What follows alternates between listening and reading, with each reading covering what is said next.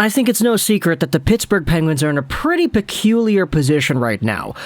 Oh man, I just can't believe I said that sentence. Can I just do that again? The Pittsburgh Penguins are in a pretty peculiar position. Oh, that's the 5 bomb right there, baby. 5 alliterations in a row. That was completely unintentional too. But the Penguins have been in a pretty peculiar position because of their salary cap situation. We've been talking about guys like Evgeny Malkin. We've been talking about guys like Chris Letang. We've been highlighting these names that the Penguins are going to need to re-sign. But because these names are all up in the air, we don't know who's coming back, we don't know how guaranteed everything is, we've also been speculating about which players could be going over onto other teams. This is why, for Chris Letang specifically, there's been a lot of conversation amongst other squads, particularly the Montreal Canadiens, who you could say could use some more right-handed defenseman depth, and who could add on a name like Chris Letang should he hit the free agent market, because he is also from Quebec and he is a fan favorite. He's really good, this Chris Letang is.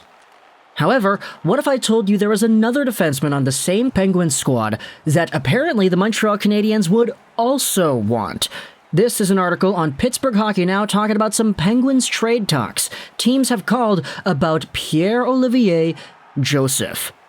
The article was published by Dan Kaniewski 2 weeks ago, so go ahead and click the link in the description if you want to go ahead and read this. But essentially, this article is going over P.O. Joseph and how apparently the Canadiens are involved in trade talks for this guy. Before we go over and read the scoop, let's highlight Joseph first and foremost. He's 22 years old, a 6'2", 185 left-handed D-man, born in Laval, Quebec, Canada. He's a 2022 expiring contract, and because he was drafted in 2017 and signed his entry level a little bit after, he is an RFA. This is a player that the Penguins do have restricted rights to, and he just needs to get that contract on the dot in order for him to resume his playing career. But, as a guy initially drafted by the Arizona Coyotes, there is a lot more to uncover here with Joseph depending on where you see this guy fitting in the NHL the next few seasons.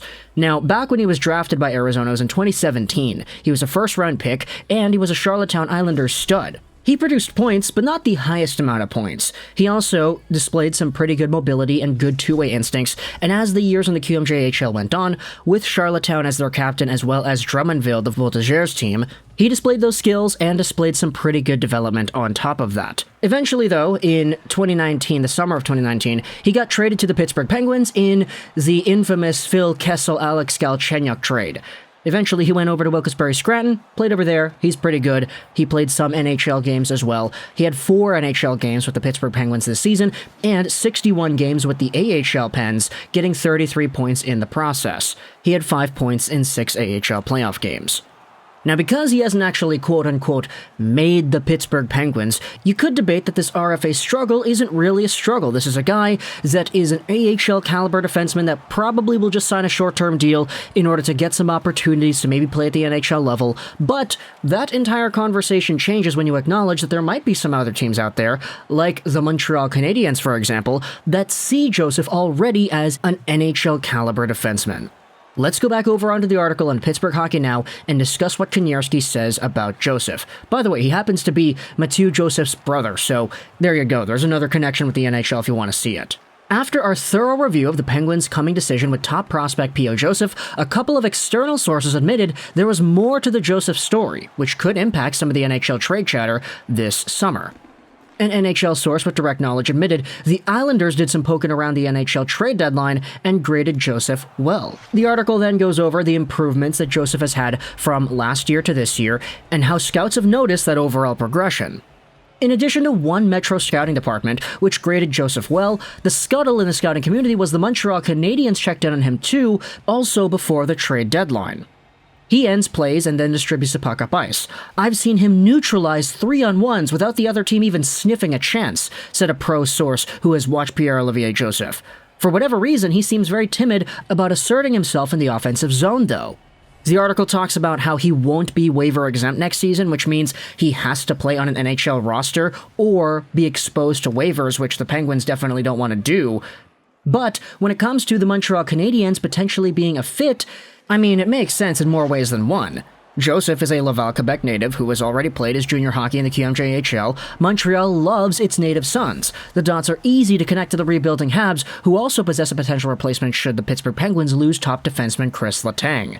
The article then talks about how Petrie might be able to go over to the Penguins, but that's not really something I want to talk about in this video specifically. But the idea is there: if Chris Letang ends up leaving, could Petrie be that guy?